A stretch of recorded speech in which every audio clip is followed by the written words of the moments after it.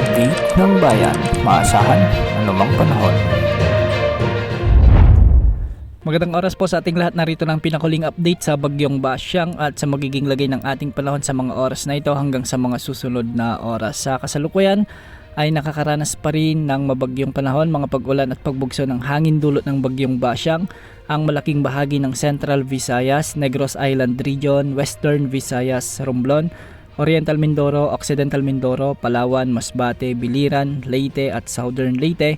Kaya mag-ingat po sa banta ng mga biglaang pagbaha o pagguho ng lupa kung may mga katamtaman hanggang sa minsan ay matitinding pag-ulan. Samantala, dahil pa rin sa bagyong Basyang, asahan din ang maulap na kalangitan na may mga kalat-kalat na pag-ulan at pagkilat pagkulog sa may Caraga, Northern Mindanao, Zamboanga Peninsula, Camarines Norte, Camarines Sur, Catanduanes, Albay at Sorsogon. Mag-ingat po dahil posible rin ang banta ng mga biglaang pagbaha o pagguho ng lupa kung may mga katamtaman hanggang sa minsan ay malalakas na pag-ulan. Samantala, shear line naman ang magdadala ng maulap na kalangitan at kalat-kalat na pag-ulan at pagkilat pagkulog sa Metro Manila, Calabarzon, Camarines Norte at Marinduque na posibleng magdulot rin ng mga biglang pagbaha o pagguho ng lupa, lalo na kung may mga umiiral na katamtaman hanggang sa minsan ay malalakas na pag-ulan. Sa ngayon, malamig na amihan o northeast monsoon naman ang magdadala ng maulap na kalangitan na may mga pag-ulan at mga kalat-kalat na mahihinang pag-ulan sa Isabela, Cagayan, Aurora at nalalabi pang bahagi ng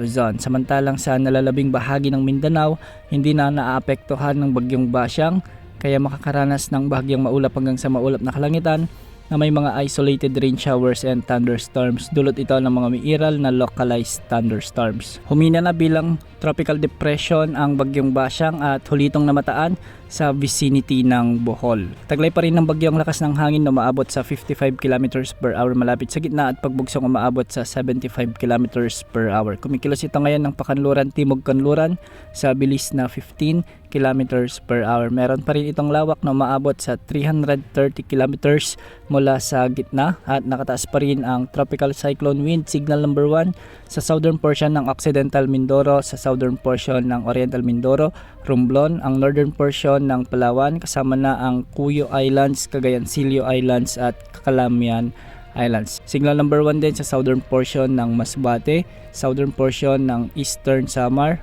sa may southern portion ng Samar Province, Guimaras, Iloilo, Capiz, Antique, kasama na ang Caluya Islands, sa may Aklan, Biliran, Bohol, Cebu, Negros Occidental, Negros Oriental, Leyte, Southern Leyte, Siquijor, sa may Dinagat Island, Surigao del Norte, Agusan del Norte, Misamis Oriental, ang northern portion ng Misamis Occidental, Camiguin at ang northern portion ng Zamboanga del Norte. Ang mga lugar na ito makakaranas pa rin ng masungit na panahon, kaya manatiling nakantabay sa update sa bagyong Basyang. Base naman sa latest forecast track ng bagyong Basyang ay magpapatuloy ang pagkilos nito ng pakanluran, timog kanluran hanggang sa kikilos na ito ng pakanluran, hilagang kanluran sa mga susunod pang forecast period nito. Makikita rin sa forecast track na ang sentro ng bagyong Basyang ay posibleng magkaroon ng another landfall sa may southern portion ng Cebu at Negros Oriental simula ngayong gabi hanggang bukas ng madaling araw. Pagkatapos nito